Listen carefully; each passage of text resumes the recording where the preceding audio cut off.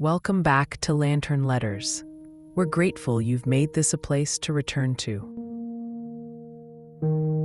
This week, we return to Malik, the boy who once struggled to draw what home looked like, until he realized that sometimes home is a person missing from the room, but never from your heart.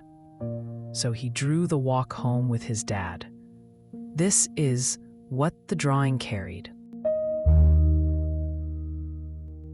Malik kept almost everything he drew. Finished ones, messy ones, even the ones he thought he might fix someday.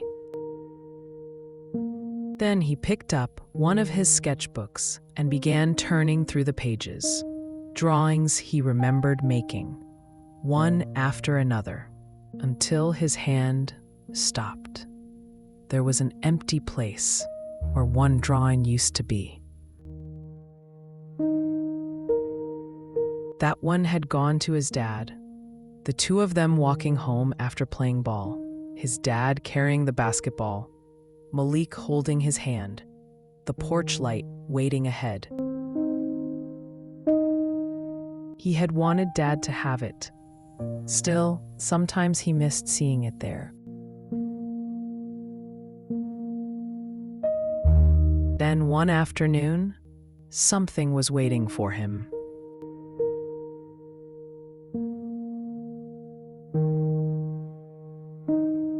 He knew the handwriting the moment he saw his name. It was from Dad. He could have opened it right there, but he turned it over once in his hands, thumb resting along the sealed edge. He wasn't ready to open it here. So he took it with him, carrying it carefully in one hand as he went.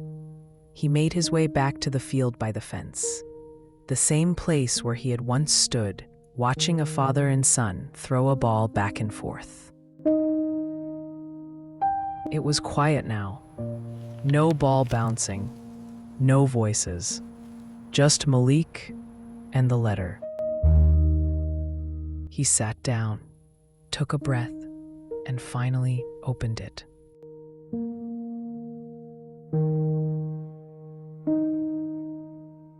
He unfolded the letter. Dad started simple. "I got your drawing." I looked at it for a long time.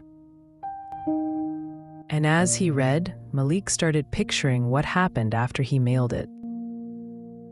Maybe Dad recognized the writing too. Maybe he knew before he opened it. In Malik's mind, Dad opened it slowly, carefully unfolding the letter and drawing. Then Malik continued reading. "First thing I noticed was the ball under my arm. Then I saw you holding my hand, and I knew exactly what day you were thinking about. You even remembered the porch light." Then Malik reached the part that made him stop. Dad wrote, "What really got me was us walking home. I remember it like it was yesterday, son. Us playing ball, then heading back to the house. Just doing regular stuff together. I miss that. I miss being there for that kind of stuff more than you probably know."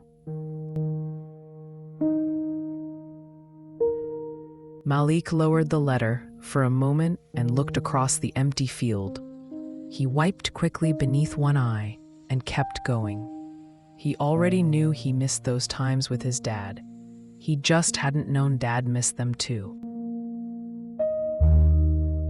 Malik pictured Dad looking at it one more time, maybe showing it to someone nearby and saying, "Look what my boy drew." Dad didn't make a big deal out of much, but Malik liked imagining that this was one thing he might show off a little, because maybe Dad wasn't just proud of the drawing. Maybe he was proud of him. "I keep your drawing where I can see it. Makes me feel a little closer to you.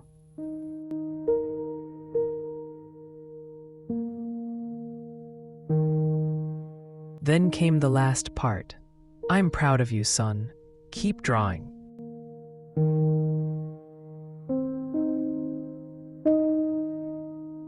Malik sat there a little longer.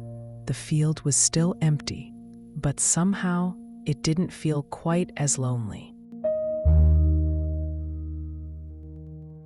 Back home, the place where the drawing used to be was still empty. But now Malik knew what had happened on the other side of that empty space. Dad had seen it. Dad remembered. He sat down with Dad's letter beside him and opened his sketchbook to a blank page. Sometimes knowing you are remembered is enough to make room for someone to come back into the picture. So Malik started another one. This time, he left some room. When he was done, that space was still waiting. At the bottom, he wrote, "Your turn, Dad."